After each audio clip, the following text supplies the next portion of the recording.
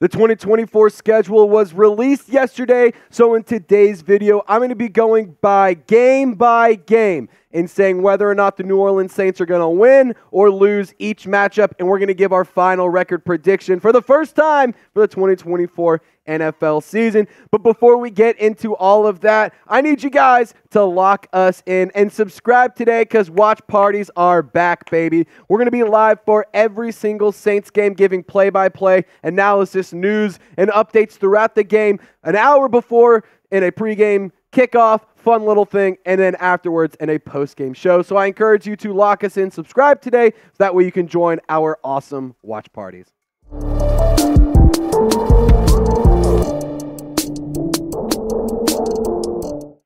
What's happening, Who Dat Nation? Hope you guys are having a wonderful day.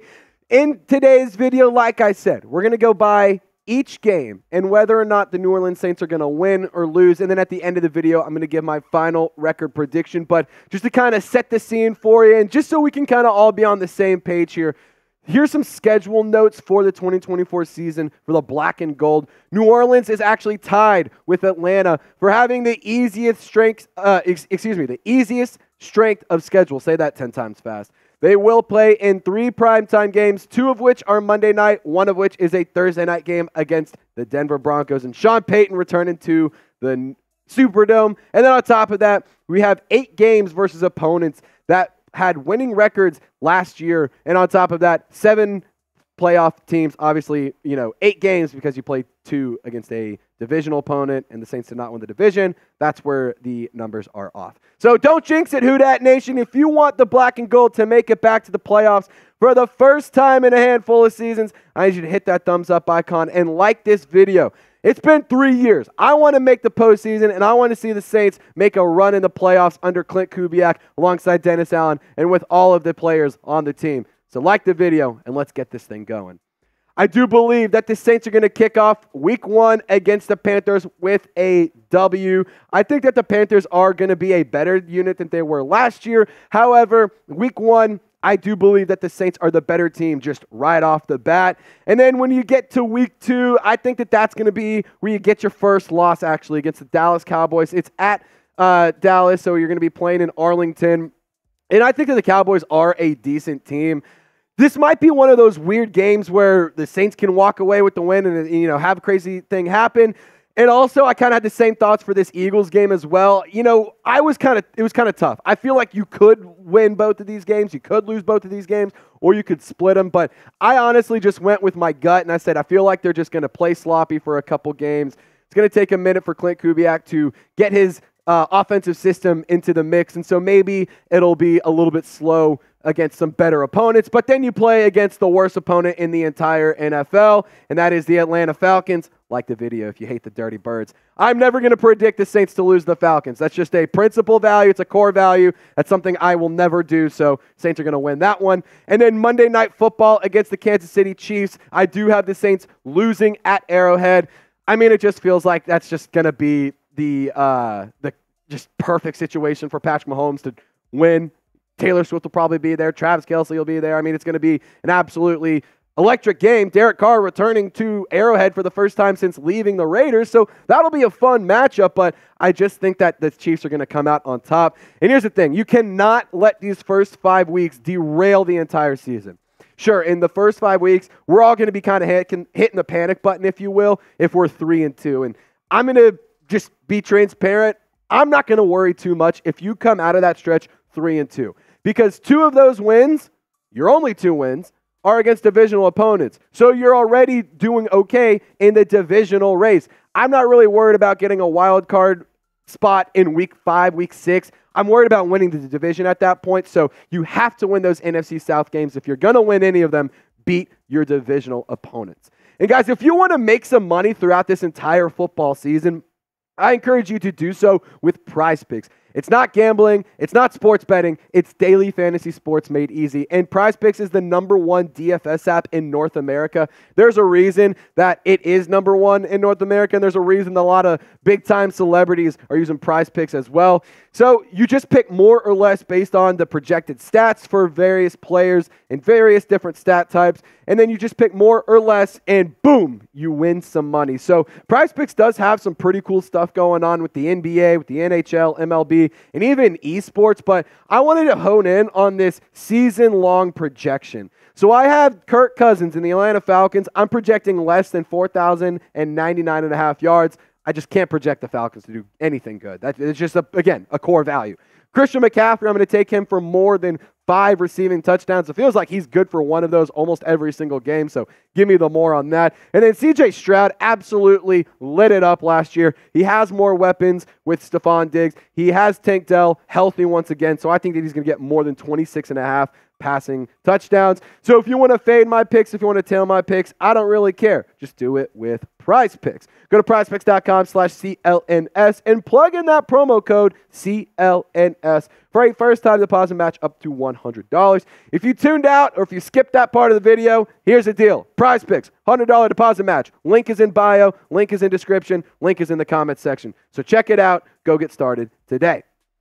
So getting back on track with the 2024 season for the Saints, I have the Bucs going down at home against New Orleans. I think that the Saints last year, when you split the games, obviously you won in Tampa Bay, you lost at home. I think that that was kind of just like a what the hell was going on game. It just seemed like everything was off. So I'm going to take the Saints to win at home this year because I think that they'll bounce back and actually, handle their divisional opponent somewhat well. I do think that Baker Mayfield, he played really well last year, but hot take, maybe he takes a little bit of a step back.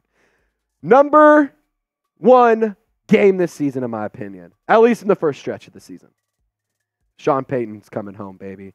I'm curious, are you going to boo him? Are you going to cheer for him? Or are you just going to be like, whatever, he's on a different team, I don't really care. Who dat? Let's go. I don't really know what I'm going to do. I'm probably going to not cheer for him, but I'm not going to boo him. But I think that this is going to be a really, really fun game. Bo Nix, quite frankly, stinks. I don't think the Broncos offense is going to be good at all, to be honest. They traded away Jerry Jeudy. I think that the Saints should have no problem handling business here, but do expect Sean Payton to bring out all of the stops and have just an insane play-calling day against New Orleans and his former team. Now, I do have the New Orleans Saints visiting the Los Angeles Chargers and coming home with a W. I think that Jim Harbaugh is going to be a much better coach than Brandon Staley was for the Chargers, but I do have some concerns with letting some of their players leave, and on top of that, they did bring in some other players. So, it's kind of a tough situation for me to kind of predict. But I will say I think that the Saints have the better overall team. I really like the defense in New Orleans. I really like some of the things that the Chargers have, but for some reason I have a gut feeling that the Saints could walk out with a win. But I want to just kind of, make one point clear. Did you guys notice that on screen? That was 3 wins back to back to back? Well, New Orleans hasn't done that since the 2021 season.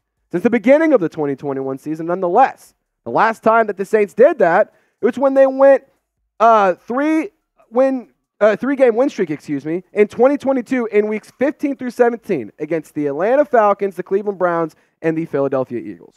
So do what you want with that information.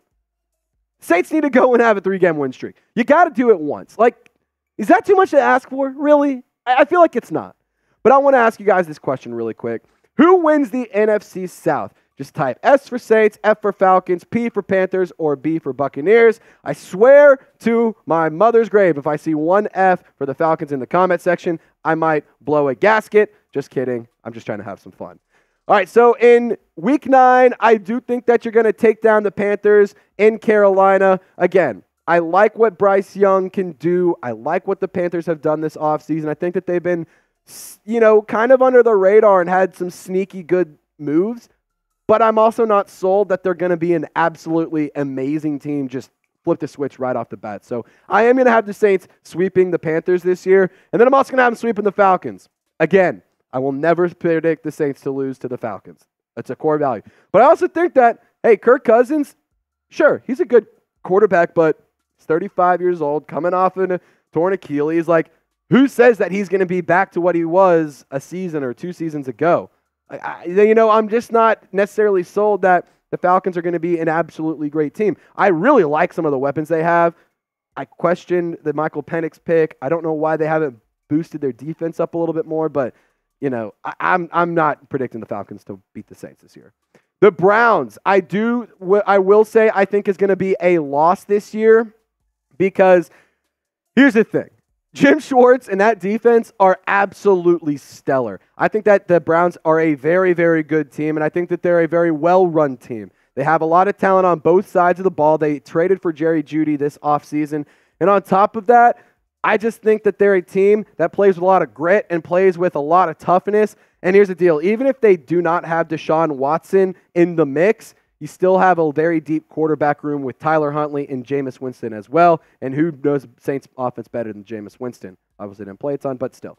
Week 12, that's the bye, so it doesn't really matter. But week 13, I have the Saints losing to the Rams at home. The last time the Saints played the Rams was last past season in LA. Saints lost. But the last time the Rams came to the Superdome, the Saints won. If you remember, Chris Olave absolutely dusted Jalen Ramsey, which was pretty fun, and I was actually at that game, which was really cool. But I do think that the Rams are going to be a good unit. I think that they're actually going to be competing to win their division. So I think that the Rams are going to be a team to kind of mess around with and a force to be reckoned with, if you will. So I'm going to have the Saints losing that one. Just trying to be realistic. I pride myself in being at least a little bit objective, so I know that a lot of you guys might not like that, but I'm going to have the Saints losing. But I will have them bouncing back against the New York Football Giants. Marshall Green's football team that's led by Daniel Jones really does not scare me. Last time they played against the Giants, it was last year. If you remember, Brian Brzee absolutely feasted that game. Tommy DeVito was running around like a chicken with his head cut off. But they did draft Malik Neighbors, so he will be playing against the New Orleans Saints, which will be pretty cool. I'm just hoping that the MetLife turf doesn't cause any injuries because might be the worst field in the NFL.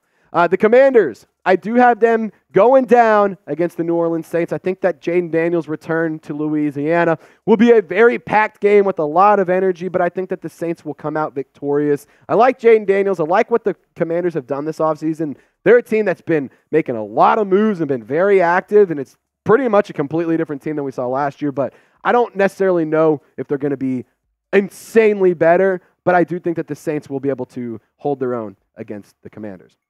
Week 16, this is where,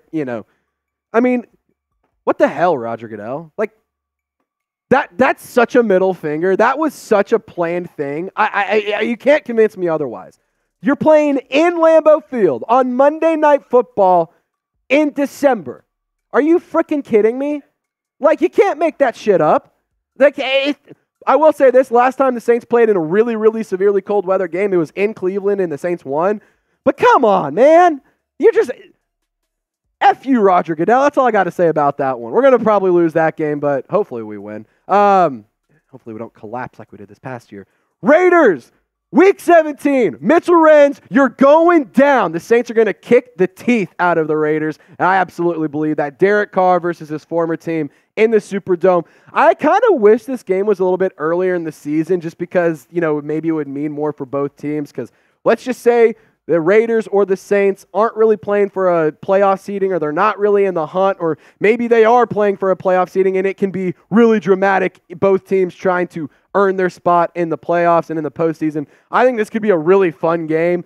It's going to be a lot of energy, and I think it's going to be, honestly, not a shootout. I think it's going to be a big-time defensive battle because the Raiders' defense is really, really good. But, I'm going to have the Saints winning that one. Remember what happened last time the Raiders came to the Superdome? I do too. The Buccaneers, I do have the Saints losing that one. I feel like they're going to lose.